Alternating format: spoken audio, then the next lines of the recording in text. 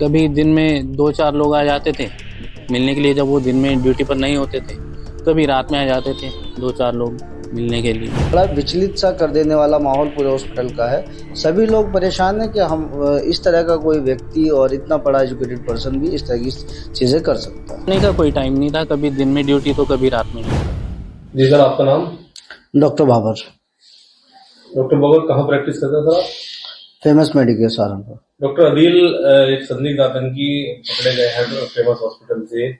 किस तरह के आपके ताल्लुकात उनसे थे, किस तरह का उनका व्यवहार हॉस्पिटल में रहा? नॉर्मल जितना सब डॉक्टर्स के साथ व्यवहार होता है इतना ही व्यवहार हमारे साथ था, और वो एक शांत स्वभाव के व्यक्ति थे जितना हम लोग एक्सेस कर पाए थे यहाँ पर। क्या रहा जब आप वहां पर, बताया जा रहा है शादी में भी आप गए उनकी, किस तरह की शादी उन्होंने की वहां पर? क्या कोई संदिग्ध इस तरह के लोग वहां पर आएंगे, आप लोगों को लगा हो कि कहीं की किसी तरह के कोई नेटवर्क से जुड़े हुए हैं? क्या कोई आभास हो उस तरह का? नॉर्मल जिस तरह इनवाइट किया जाता है, हमें शादी के लिए बुलाया गया था, हम शादी में गए, हमें कोई भी इस तरह की स्थिति या कोई भी ऐसा संदिग्ध व्यक्ति हमें वहां पर नहीं दिखाई दिया।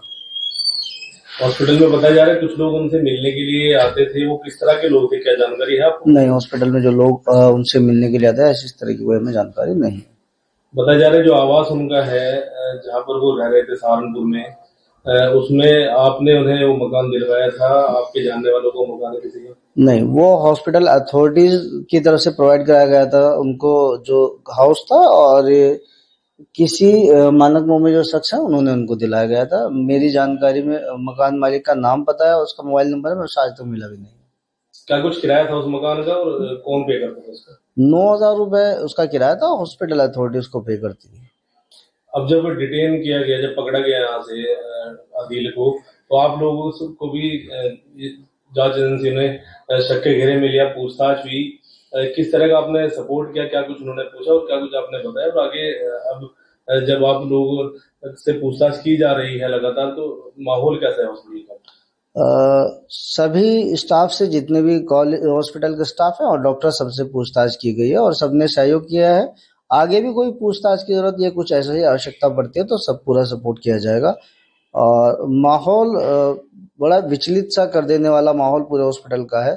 सभी लोग परेशान हैं कि हम इस तरह का कोई व्यक्ति और इतना बड़ा एजुकेटेड पर्सन भी इस तरह की चीजें कर सकता है। इतना बड़ा नेटवर्क वो चला रहे थे, फरीदाबाद लखनऊ तक पूरे इसके तार फैले हुए हैं, अभी जांच चल रही है उसकी। क्या कभी लगा ऐसा आपको कि ऐसा हो सकता है? नहीं, कभी भी ऐसा नहीं लगा कि इस तरह का शख्स या ऐसी चीजें हो सकती हैं इनके साथ।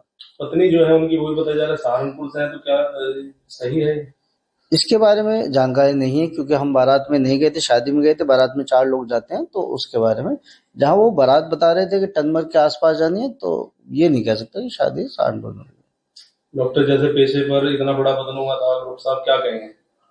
ये बहुत ही अफसोसजनक है और इससे ज्यादा कुछ कहने का नहीं कहा जा सकता। आपका नाम? मोहम्मद नवीद। मोहम्मद, यहाँ पे डॉक्टर अदील का जो यहाँ पर कार्रवाई हुई है, इनका मकान यहाँ पर था, मकान सील किया गया है, क्या जानते हैं उनके बारे में आपको? सर, उनके बारे में हम कुछ नहीं जानते हैं। हम सिर्फ इतना जानते हैं कि वो एक डॉक्टर थे पेशे से, बाकी और कुछ नहीं हम जानते उनके बारे में, क्योंकि उनसे कुछ मिलना जुलना, कोई बातचीत, कोई राब्ता नहीं थी हम लोगों की। जैसे उनकी गिरफ्तारी हुई है, इतना बड़ा खुलासा हुआ है, कोई एक्टिविटी उनकी नहीं, ऐसी कोई एक्टिविटी कुछ नहीं दिखी हमें। सिंपल पर्सन था, आता था जाता था, छुट्टी।